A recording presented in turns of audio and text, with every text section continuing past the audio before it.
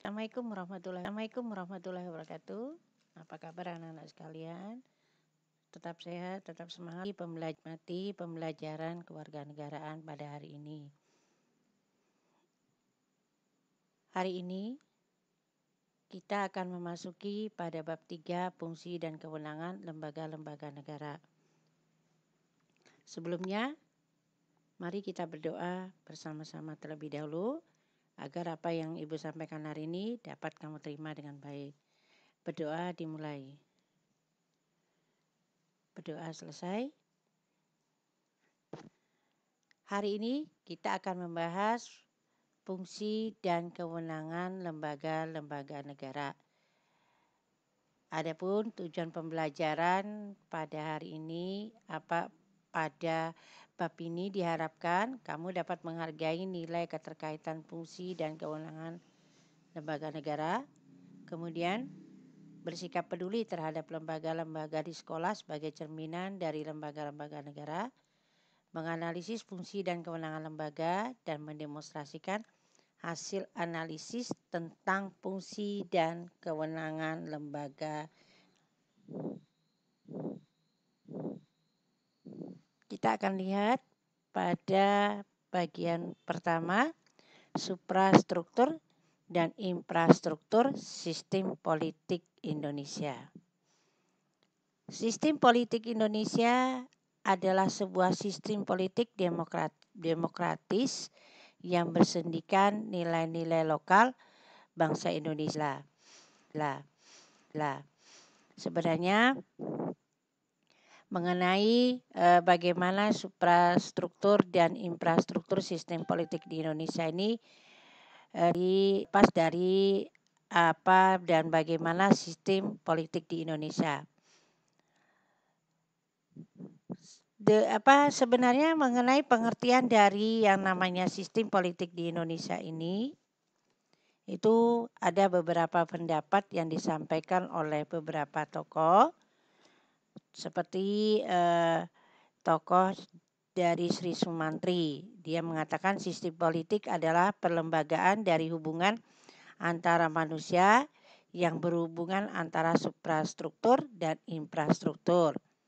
Kemudian ada menurut pendapat Gabriel menyatakan bahwa sistem politik merupakan sistem interaksi yang ditemui dalam masyarakat. Nah, dari beberapa pendapat yang namanya dari beberapa pendapat yang disimpulkan dalam sistem politik ini, diharapkan kita dapat mengambil kesimpulan bahwa sistem politik itu tercakup dalam hal pertama ada namanya lembaga negara dan hubungan antara lembaga. Kedua, memiliki fungsi integrasi dan adaptasi. Yang ketiga, sebuah mekanisme fungsi dan peranan dalam struktur politik.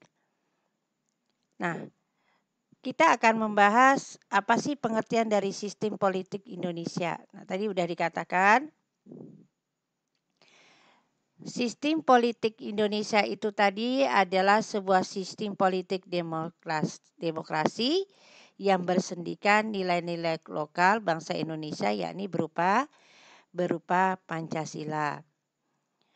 Nah, sedangkan suprastruktur politik di Indonesia, pertama secara garis besar kita kenal dengan ada yang namanya kekuasaan eksekutif. Suprastrukturnya kan ada eksekutif, ada legislatif, dan ada yudikatif. Apa kekuasaan yang dinamakan dengan eksekutif? Ini Undang-Undang NRI 1945 hasil amandemen dikatakan bahwa sistem pemerintahan Indonesia adalah sistem presidensil dengan menetapkan bahwa presiden dan wakil presiden dipilih langsung oleh rakyat melalui yang namanya pemilu. Nah, jadi kekuasaan ini disebut dengan kekuasaan eksekutif. Nah, sedangkan kekuasaan legislatif, anggota DPR dan MPR sebagai pemegang kekuasaan pembentukan undang-undang tugas seorang DPR itu dibantu oleh yang namanya DPD. Yang anggota DPD itu sendiri dipilih langsung oleh rakyat. Nah, DPD juga berhak mengajukan rancangan undang-undang yang berkaitan dengan otonomi daerah. Nah, sedangkan kekuasaan yudikatif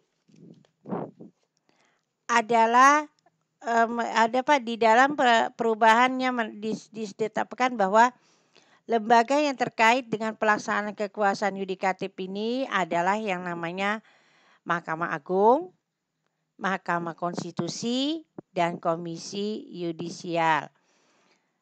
Seorang Mahkamah Agung merupakan lembaga negara yang melakukan kekuasaan kehakiman. Kalau yang kita sebut dengan Mahkamah Konstitusi merupakan lembaga yang keberadaannya dimaksudkan sebagai penjaga kemudian yang namanya konstitusi atau undang-undang. Sedangkan tugas dari seorang komisi yudisial ini adalah mencakup pencalonan hakim agung dan pengawasan atas hakim.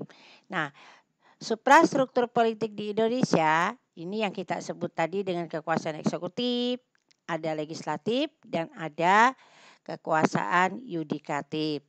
Nah, sedangkan infrastruktur politik di Indonesia meliputi apa saja? Infrastruktur merupakan kelompok atau lembaga politik dalam kehidupan masyarakat yang dibentuk dan bergerak di tingkat masyarakat, di masyarakat itu sendiri. Dalam infrastruktur politik di Indonesia itu terbagi kepada 5. Ada yang kita sebut dengan partai politik. Nah, kita tahu partai politik berangkat dari anggaran bahwa dengan membentuk suatu wadah organisasi mereka bisa menyatukan orang-orang yang mempunyai pikiran serupa sehingga pikiran dan orientasi mereka bisa dikonsolidasikan. Sebenarnya menurut beberapa tokoh ada yang menggambarkan bahwa partai politik itu merupakan menurut pendapat dari Miriam Budiarjo bahwa partai politik itu sendiri merupakan satu hal yang perlu dalam kehidupan demokrasi. Dari beberapa pandangan menurut misalnya kita lihat salah satu pandangan dari tokoh bernama Giovanni Sartoni menyatakan bahwa partai politik itu adalah suatu kelompok politik yang mengikuti yang namanya pemilihan umum. Dan pemilihan umum itu mampu menempatkan calon-calonnya untuk menduduki jabatan-jabatan publik. Nah, anak-anakku sekalian, mungkin mengenai partai politik ini kita sudah sering mendengar setiap image dari kita, umumnya masyarakat Indonesia ketika terbentuk satu yang namanya partai, pasti ujung-ujung nanti akan ikut ke yang namanya sebuah pilihan umum. Dari beberapa pendapat yang disampaikan oleh beberapa tokoh bahwa partai politik adalah suatu kelompok yang terorganisasi yang anggotanya mempunyai orientasi, nilai-nilai dan cita-cita yang sama. Ada di Indonesia itu lahir dari berbagai macam perkumpulan. Artinya sebenarnya dari organisasi yang kecil menjadi satu organisasi yang besar dan menjadi sebuah. Nah, menurut Miriam Budiarjo, setidaknya ada 4 yang namanya sebuah partai politik. Partai politik itu komunikasi politik.